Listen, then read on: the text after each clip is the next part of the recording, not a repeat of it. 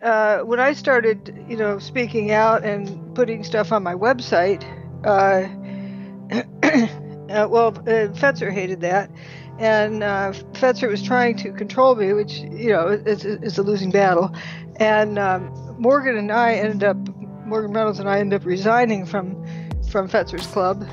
That was August 17th, 2006. But then we're free then to really cause some trouble. And that's when I really started working on my website in that first big series. And we actually, it was the 23rd of August, we put up that paper, about talking about what Jones was overlooking. And then we went ahead and got into it about, researching the topic.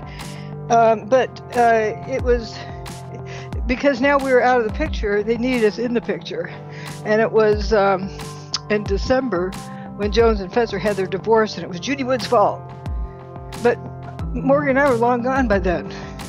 But they had to make people think that we were still, in the club, so they could have this conflict with us. All right, and then I continued doing my own thing, and they needed to control that more. And then I filed a request for corrections to NIST. And 3.5 weeks after that, Stephen Jones, Richard Gage, and so forth filed their request for corrections to NIST. But it didn't contain anything about any thermite evidence, which was interesting. And that's also when the door of 8911 Truth opened. And it was in their founding laws. Anybody connected to Judy Woods, he put an S at the end then, was banned from the group. It was clear what the group was all about. I was an engineer, so they had to have, engineers in the title. And Stephen Jones at that point kind of handed the baton over to Richard Gage so that he could duck out the back door. So then Richard Gage could say, well, I'm not a scientist, so he wouldn't be held accountable for the statements he was making. Stephen Jones wouldn't be in the forefront, so, he didn't have to be accountable to anything. But then I filed my key tam case. That was in April 2007, following the request for corrections. The request for correction was my notifying, government agency about the fraud in the NIST report. And I, being the first person to do that, qualified me for a key tam case. So there was fraud in that, and especially NIST even helped, because they wrote back and said, oh, we didn't know about that. So it shows that I was the first one to notify them. And anyway, the case went on, and the lower court said he wasn't, something to the effect that he wasn't going to hear a case about who shot JFK or what landed on the moon. Did he realize what this case was about? He also put this case in, combined it with one about bombs in the building. And you can prove that bombs in the building is bogus. So therefore my case would get thrown out, and which is ridiculous. And also something about planes. Well, the reason why Morgan and I kept those things separate was so that one wouldn't get spilled over onto the other one. So if people had emotional problems with the plane issue, they couldn't, it didn't affect mine. Mine had nothing to do with planes. Yet they combined Morgan's with mine as well.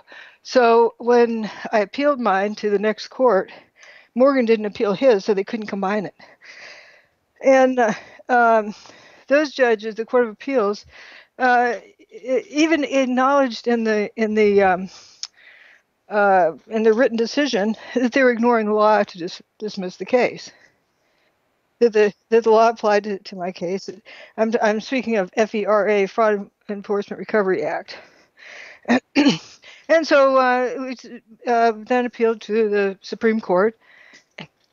And when you have an ongoing case, you can't talk about it, because you're supposed to be handling stuff in the courts, not on the street. And so we didn't want to do anything that would conflict with, the judges making the decision. So we weren't talking about the case. But the Supreme Court decided not to hear the case. They don't even have to say why, just they don't feel like it, they don't have to hear it.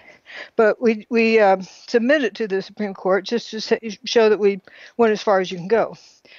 Anyway, that decision came out at a particular time. Now, this is where you and I were talking last time. Few people realize the events. This is the end of January 2010. So now I'm going to be free to talk about the case. And imagine the shock and awe of this material. So the opposition has to blunt that shock and awe. And suddenly everyone saw this stuff all over the place about never before seen images newly released by Freedom of Information, ABC News, and all this stuff. Those are all pictures on my website. Yeah. And even Fetzer put them up on his blog. Here, never before seen images. Where one of those images he stole it from my website and used it as the cover image on the DVD to his conference. That was in 2007. So those pictures have been around a while, and but also at the same time, people. This is the big thing. People probably wondered why on earth they were told to, through all the truther groups, they're told to rent a room at a hotel in their town and for a press conference and be at the microphone ready to answer questions by the press. People probably wonder what on earth that was about. They had them in Seattle, they had them in San Francisco, D.C., New York. Various cities had their press conference, but no press was there. But that was the 18th, I think, of Air quotes. February 2010. Mm-hmm. Now, why on earth would they do such a thing? Hmm. Why? Well, if I could now start talking about the evidence, they wanted to be able to trample it as fast as they could. And so they had all sorts of people ready to talk to the media. If I opened my mouth, it'd be trampled by any truther out there. It blunts the shock and awe. If somebody hadn't seen much about 9/11 before and then came upon my work, my gosh, it would blow the doors off of it.